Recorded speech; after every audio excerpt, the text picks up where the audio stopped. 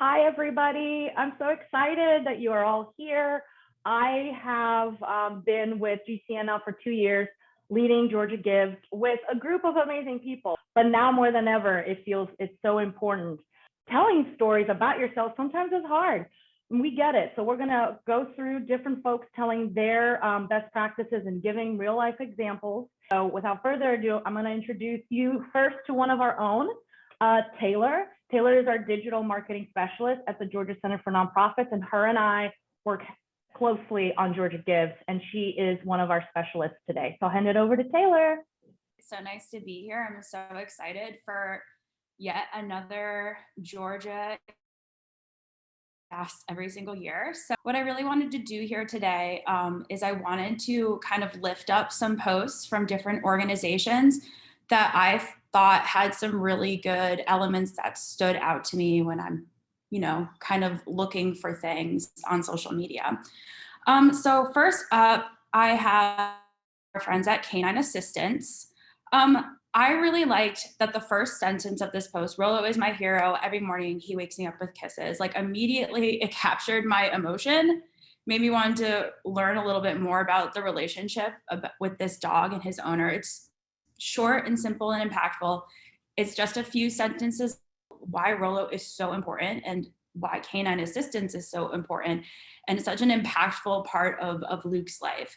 It includes photos. This is a great high resolution photo. I think that it's one thing to read why something has changed someone's life, but you can see here that it is clear.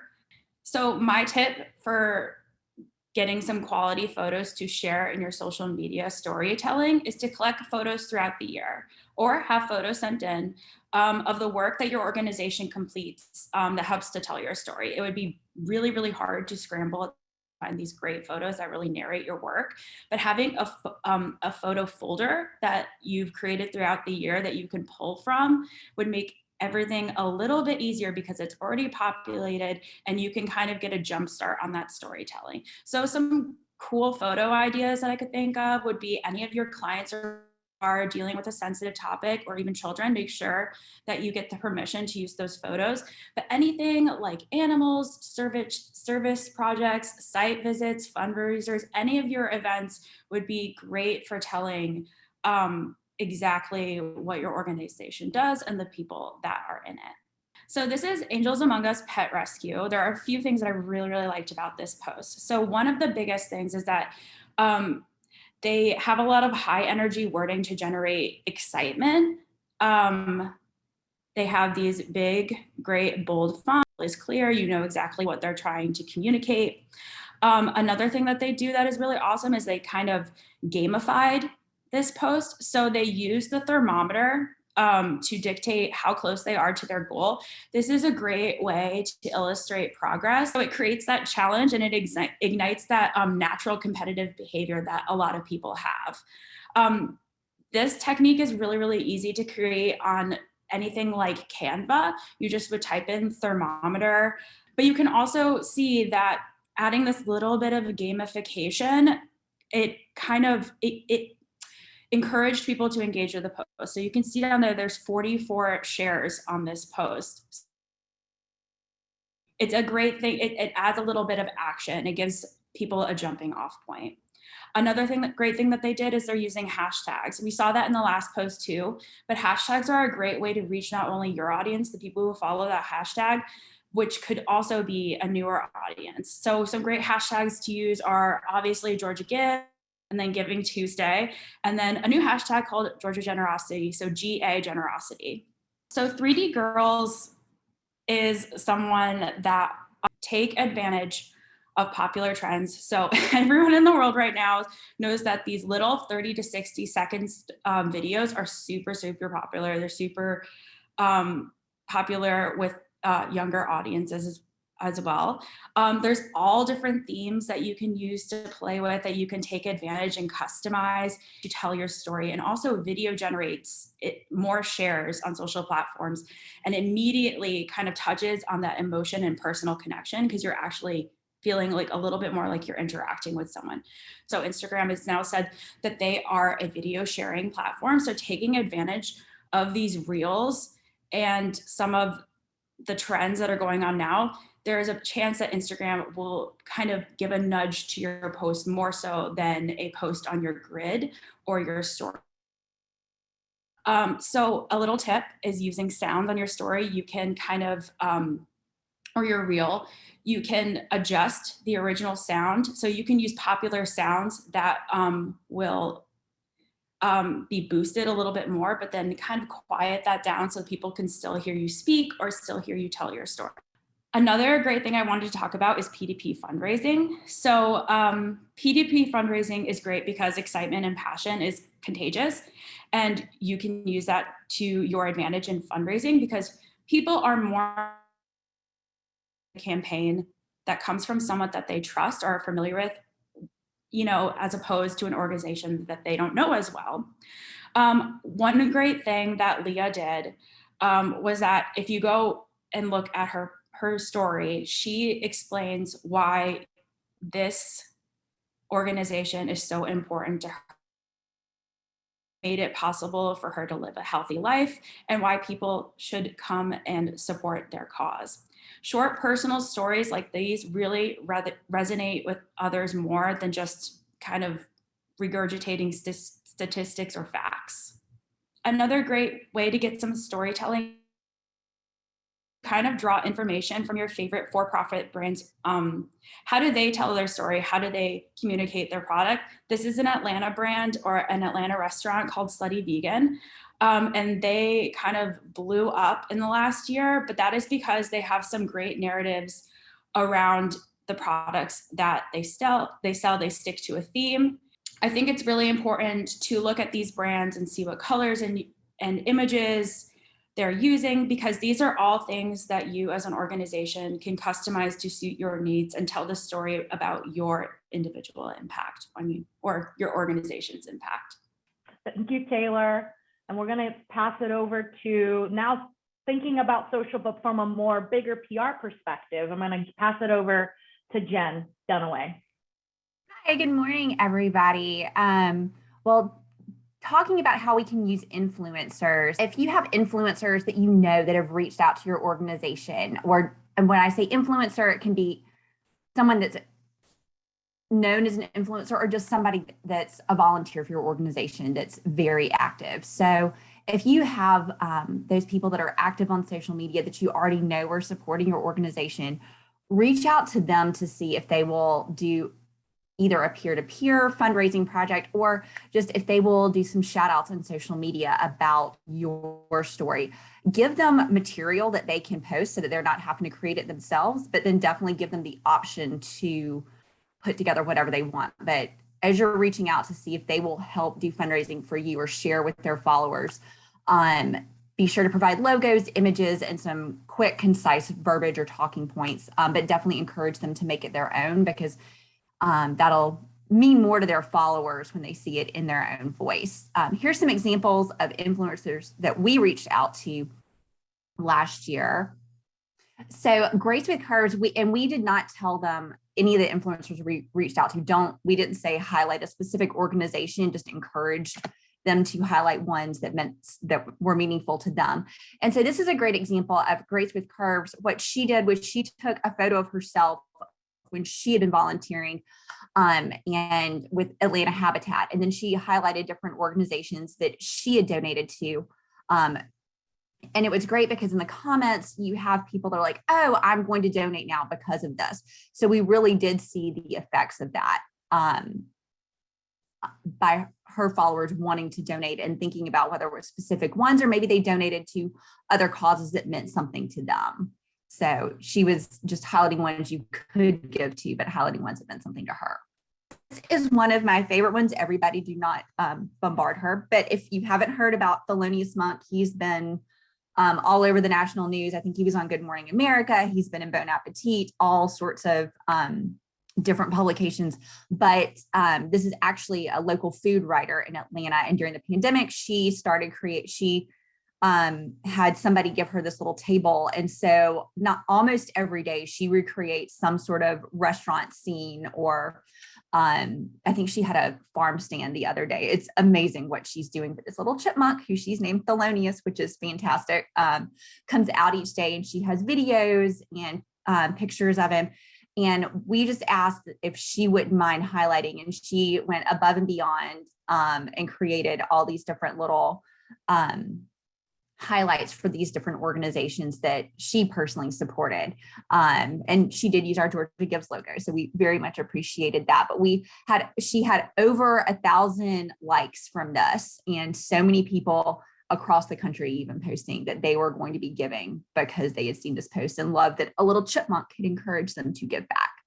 So definitely reach out to influencers that you already work with, but if there are some in your category that you feel comfortable reaching out to, if you see food influencers and you're doing something food associated with food, if you see influencers that love talking about their dogs, or there are dog influencers out there, reach out to them if you're doing some sort of rescue organization. So look at the influencers that are working in your quote field and see if they might be willing to encourage their followers to give back on Giving Tuesday. And then impact, make sure you're sharing your impact so that they know why am I giving? This is what's being done with my funds. If you were a part of Giving Tuesday last year, if you can share, if there are specific stories, how these funds that we raised from Giving Tuesday last year have gone to do X, Y, Z, so that they know the specific impact that's going to be made. Or if you have specific plans for this year's funds are going to be used to do this particular project, just to give a specific reason for why they need to give. But then also where you can show what different amounts can do, so that people can feel like even if they're only giving a small gift, that it can still make a difference.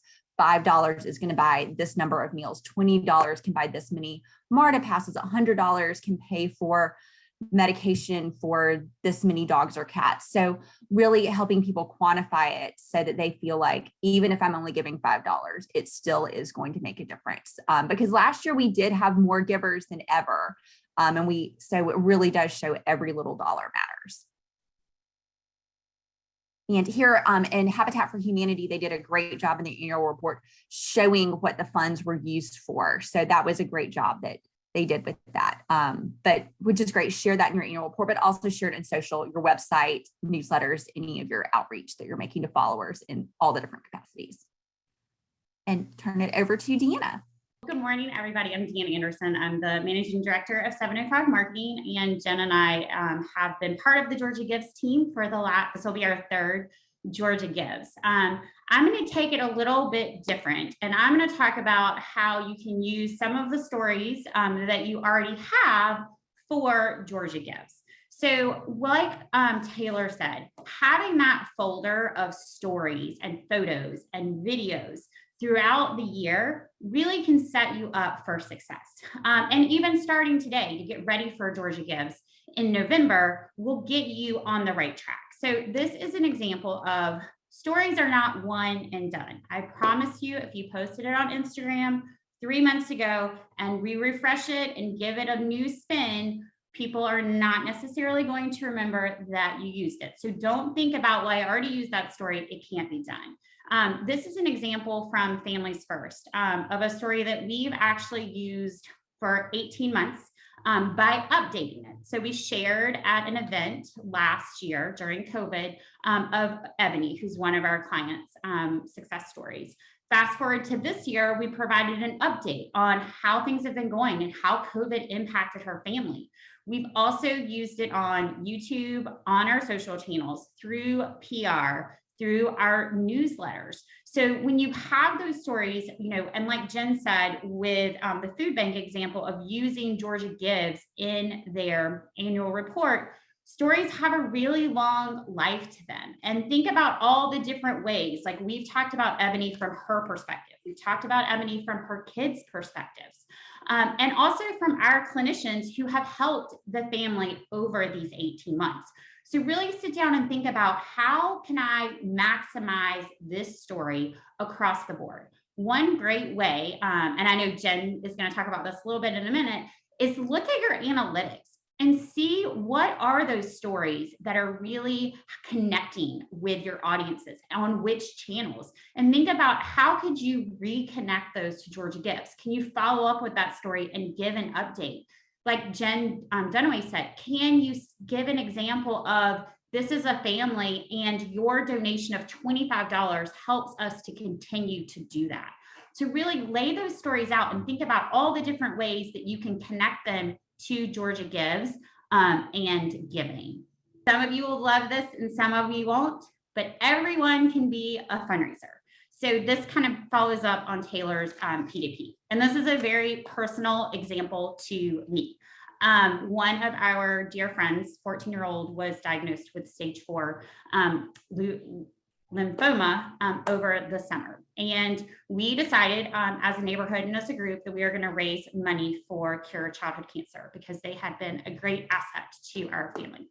All of my friends were like, we're not fundraisers, Deanna. I can't do this. I can't do this. So we set a goal of $2,500.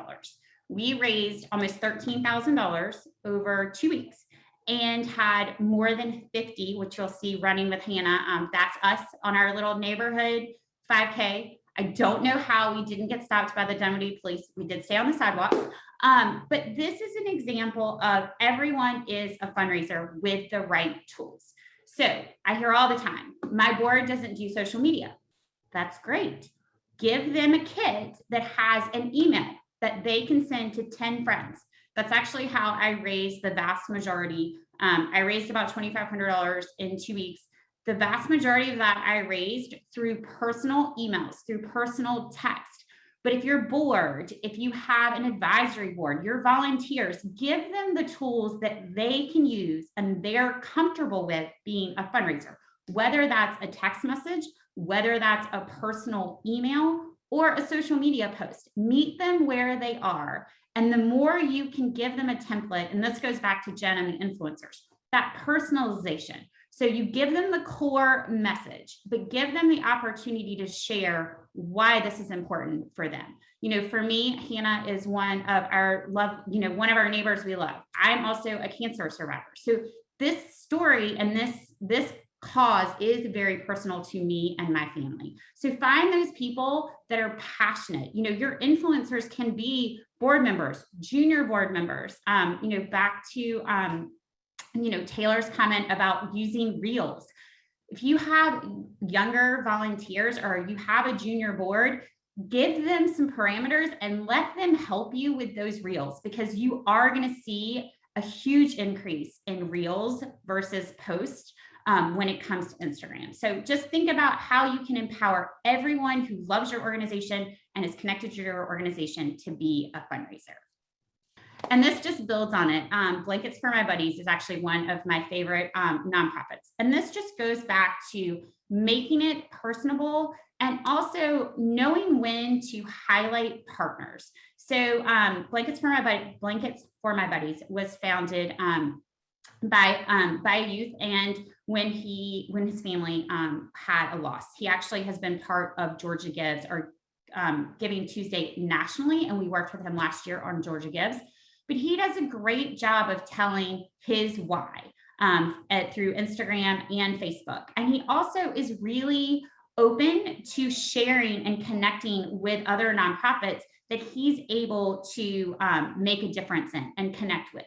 So when you're thinking about those stories and your organization's why, think about how do you authentically tell the story of your organization, and what are the assets that you have to bring to the table to create that storyboard. And everybody on this call who knows me knows that I'm a big fan of whiteboards and Post-it notes and the big Post-it notes and the colored Post-it notes.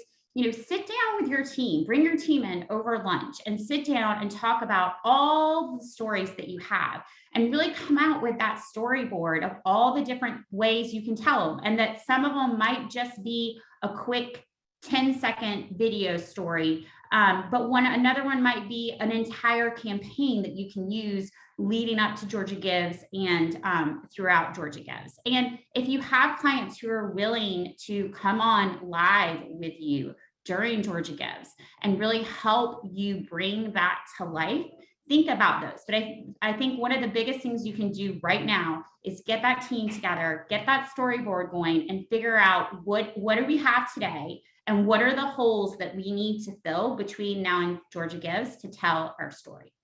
I just want to say, like you said, Deanna, I don't think you need 10 stories, right? Like you might just need a few and you just need to give them legs. So there's a way to scale it and make it work for your bandwidth. Absolutely. You might not have a team, but what I think is really difficult in working in the nonprofit industry, I think that we don't have a lot of time to not just do the work, but communicating and sitting down to just brainstorm, allowing yourself, even if it's just an hour, or doing it a little bit more. And this year compared to previous years is going to give you a little bit of fuel. Like, okay, I know kind of like there, you know, the intricacies, the details, you guys see that's really what makes stories, right? It's the little gems.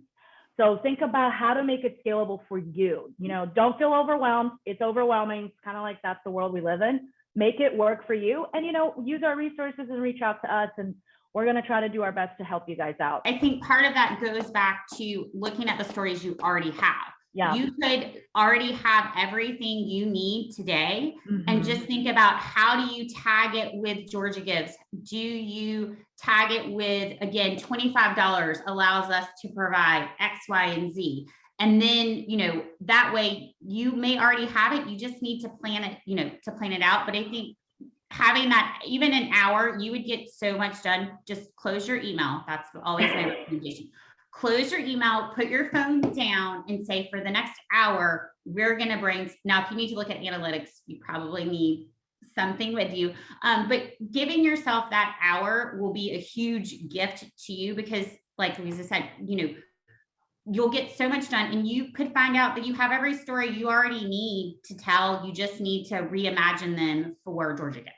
Right. It's almost like just find out what the gaps are, and you might not cover all the gaps, but maybe in an hour decide what's the low-hanging fruit. So hopefully we're giving you guys lots of ideas, because there's lots of different types of orgs here. So it's not about doing everything. It's about, okay, where am I starting off from? Where do I go from here? You know, incremental adds to Georgia Gives to help you out. So, and Jen Camacho will have a lot of ideas too to get your juices flowing. So I'm going to pass that over to her. I want to take a little bit of time and do a mental scavenger hunt, so we can go ahead and check some of these boxes and be efficient with your time. In my previous life, working with GCN, you know, I was in local TV creating new content all the time. It's still what I do at Plot My Story with nonprofits, but I also want to figure out how we can best reuse and repurpose. So we're going to do this little exercise. Get out a piece of paper or pull up a new window on your computer. And literally, we've been talking about it, it's obvious, but write it down as we go. So did you create a professional video this year for a virtual or potentially in-person event? Do you have professional photos that were shot this year? Write that down and just make a note of where that lives if you need to go track down that videographer or photographer. High-performing social posts, they were just talking, Deanna and Louisa, about the analytics. So we're going to get to that in just a minute, but kind of keep a placeholder there. Newsletters. Does your organization create a newsletter? And if so, take some time and make a note to go back and review those. And is there a statistic or is there a quote in a newsletter that you could pull and turn into a graphic or add onto a reel on your smartphone? So if you're like me, I have way too many photos on my smartphone, and many of them never make it to see the light of day. So can you just take a minute and scroll through? This is a good regular quarterly practice, and say, is there anything I missed? Is there anything that could be usable content that maybe at the time I didn't think was, or just got busy? So make that a regular practice. And then hashtags. You know, if someone's not directly tagging your organization, but they're using your hashtag, make sure you're looking for that. That is free content. When Louisa says low-hanging fruit, it doesn't get any more low-hanging than someone else doing the content creation work for us, right? So can we get the permissions to make sure we're sharing that content? Geotagged content. I'm going to touch on this later, but I think if your organization is tied to a specific location, specifically if you have volunteers coming to that location, and or we'll give another example where it may not be directly your organization, but it's a community that you work in. Are you searching for that location and seeing what content is being uploaded, and if you can get permissions to use that? Board members and donors. We talk a lot about influencers. I think we all have different comfort levels with understanding what that means. But at a baseline, if you're not reaching out to influencers, many of you have board members who are influencers in their own right. Do you know your board members' social media followings, right? Who on your board is the most active on social media? And then don't forget about LinkedIn. LinkedIn can be a really powerful resource in engaging your donors professionally and also highlighting their community work. So be thinking about and write down right now, who are the top 3 people that you want to go check on right after this and see, okay, where are they at on LinkedIn, right? Do they have followings on Instagram, on a public page? Make those notes. Partner chapters and organizations. So many of us have national affiliations. Does another organization tell a story in a way that's still relevant and applicable here in Georgia or in where you are in Georgia? So don't be afraid to collaborate. I think it's, collaboration makes all of our content stronger. And then any associations or member groups. GCN is a perfect example. When you're talking about Georgia Center for Nonprofits creating a toolkit for you with logos, with social media posts, ready for you to go. It doesn't get any better than that. So make sure you're making use of all of those different pieces. And with that, we can move on. Yes. Oh, you know what? I want to do one more thing. We're going to sit on this slide. It's fine. If everybody can just take a minute, close your eyes. If you're still struggling to figure out what your story is, picture for me the face that first comes to mind or the image that first comes to mind that epitomizes your work over this year. Hopefully I'll give you a second to do that. Faces are powerful. So if you have an image or a face that's coming to mind for you immediately that gets you back up and doing this every day when it's been a heck of a year, that's an image you've got to figure out how to repurpose and a story you've got to figure out how to retell. I want to make sure I haven't missed anything else. The other thing I tell people is if nothing came to mind, what's the story that you went home and told your partner or friend or a family member, like, oh my gosh, you're not going to believe what happened today, or you're not going to believe the impact we were able to have. What is that story that you've been telling family and friends, and making sure that we're checking all the boxes and actually telling that to our donors and to the community at large. Awesome. Okay. So I just went through and pulled a couple of different things from folks who are taking part in Giving Tuesday. This is Habitat for Humanity. You can see when you go around, you don't even necessarily, you can just use your eyeballs sometimes, and you can see you've got more than 14,000 views on this Clark Howard video, right? So there's a built-in influencer that you can re-engage. This was around a matching campaign. So where did that land? To Deanna's point, the idea is follow up. You told me we're working on something, so, and they may have already done this, but even come November, is there another follow-up? Is there a new challenge, right? And so this is a great example of a nonprofit that's harnessed an influencer, and how can you keep that going, right? When you know it's working well. If you don't know what's going to work well, figure out what has worked well. And with that, we'll go to the next slide. So this is another nonprofit. This is Mary Hall Freedom House. And I just kind of looked through their own video archive. I have 0 permissions on any of these pages, right? So nobody has to have control of the Facebook page. You can pass this off to one of your volunteers to do this for you and say, go in and see what worked well for us, right? Obviously, it's better if you can use the full analytics suite. But if you need to, this is a great one to pass off. So Cheyenne's story, right? Looking at that, she was almost 1,000 views. And so going and looking through there, she was going to college and she was getting ready to finish. So did she finish? Where is she at? Can we catch up with her, to Deanna's point, right? Maybe do new content, or use the same video if you're really strapped on resources and make sure you're updating the post, right? So then in that video, something I talk with nonprofits a lot is you've got video, how do you turn it into pictures, right? Take a screenshot, turn it to a picture. How do you take pictures? Turn into video. Video is just moving pictures, right? So also think about, you've got this video, you've got all this great content. What's the line somebody says that just like, oh, that one got me, right? And this is one that stuck out in the video, right? I got the right help. Now I'm able to take these skills with me wherever I go. So how can you take that and maybe create a quote graphic, or how do you repurpose that in another way in an email to donors in advance of Georgia Gives Day? And here's another example. Okay, have you gone on your Facebook, gone on your Google reviews, anywhere where people can comment about your organization, and read through to see, is there a quote or is there a review that would actually make a really good quote graphic, right? Can you pair that quote with an image that matches it? This is just a really simple example where I pulled somebody's comment on their Facebook page and turned that into a quote graphic. Another thing I want to point out, sometimes I know the Georgia Gives on Giving Tuesday logo can be hard to blend with your own brand. So there are options in their toolkit that are single color. So in this case, I had the white logo and I just did it semi-transparent. You're still branding it as Georgia Gives, but you're not in any way conflicting with your own brand colors or look. So just something to think about. Gimbal, I love to talk about this if you've heard me talk. So I have no affiliation. This is my official, I don't get any kickbacks from this, but I think this is a $100 tool that can be a game changer. And I probably shouldn't tell you this because I do video production, but this is $100, right? And you can take this and either shoot right vertically, or if I want it to shoot horizontally, and I can walk someone through, I can let them see my warehouse. I can use this as a tripod, right? And do a little video. This is a great little tool, but the whole point is take me somewhere and show me something.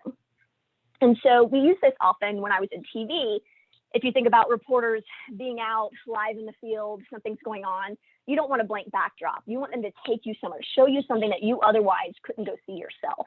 And so what is it that's going on that maybe because of the pandemic, your volunteers haven't been able to see this year? Is it a walk through the warehouse? Is it just walking around the office and talking to different people and hearing your staff tell their stories of what the year has been like?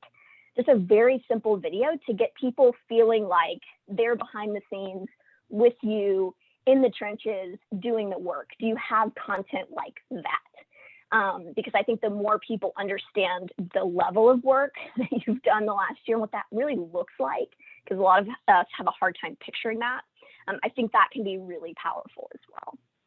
So if you are super low tech out there, I won't ask you to do the whole like Zoom raise your hand, but I know some of us creating content in any facet to me it's overwhelming. So I was trying to think what's the like most low tech way you could make a video. So 10 best pictures. You should know what those are for the year for you, right? So make a note, go find and decide what are my 10 best pictures from the year. And there are so many different ways you can use them. This is literally putting them into a slide in PowerPoint, and you could write text on that slide, right? And then exporting it as an MOV. So we can play it if it'll play, but it's literally just a slideshow of some of the most liked photos on the page for the year, right?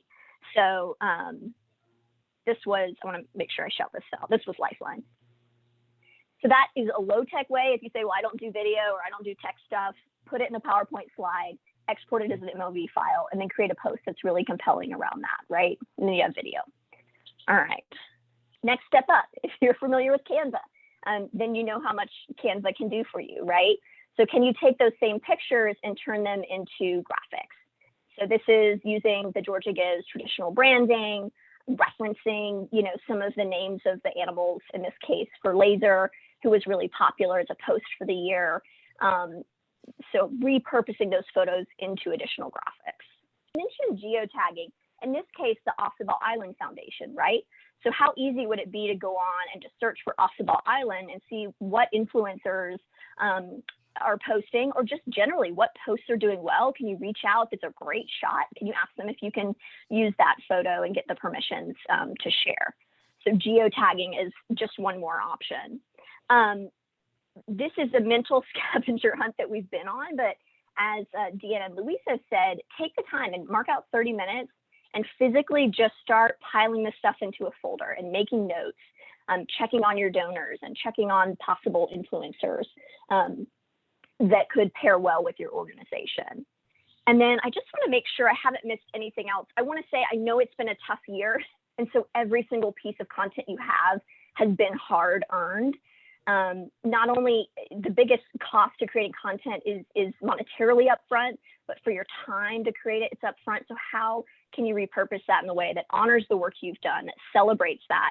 There's nothing wrong, as they've said, with repurposing and pushing forward the narrative. That was the story then. What can we tell now?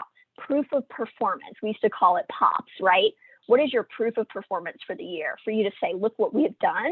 This is an example of why you should continue to support what we're doing through your donation, right, on Georgia Gives. Thank you, Jen. So I'm going to go through some takeaways, right? First one is is just get creative. And I don't think it's like get creative and you know, make a viral hit. Like, no, we're talking about be creative in using your existing content, right? And if you think of like, well, we shared this image already, have you used it on social through paid promotion, which means that not only your followers are going to see it, new people are going to see it, right? Is your goal for Georgia Gives to get new donors? So I think all of that is things that you need to have access to. Takeaway number 2, leverage the power of Georgia Gives, leverage the graphics folder. If you want to be featured in our media campaign, register. So for folks to be eligible to win prizes and to be on the list to receive coverage and or even maybe be in our PSA, maybe, you have to register. That's how we kind of find out, you know, who's engaging with us. So again, at the top of georgiagives.org, there's a register button. So make sure that your org is registered so you find out about these opportunities. And then last but not least, we kind of talked a little bit about this, but this year when we were planning Georgia Gives, the biggest low-hanging fruit for us was storytelling and peer-to-peer fundraising. If you guys don't know about that, georgiagives.org as a platform is free for you to use, and it includes not just you creating your own organization page, right, that you drive folks to donate. georgiagives.org, you have the potential to do peer-to-peer fundraising. So that means you can have your board have their own, a board member have their own page, and Taylor shared an example, right? When you have someone that's speaking on your behalf, you have a network that can go just much further out than you individually as a fundraising team or as a one-person team, which is so often the case. So we know that peer-to-peer is really big in digital fundraising, and digital fundraising is getting bigger and bigger. So we really think that you guys should be taking advantage of that. So we're going to be creating content for it, and we have a webinar in September where we're going to train you guys literally on how to create these templates. And then we're going to be releasing some creative that you can also leverage, like to put your logo on Canva. So if you're not on Canva, we highly recommend. It's super easy. It's for the non-designer. So if I can do it, you can do it. Share resources. That's what we're all about.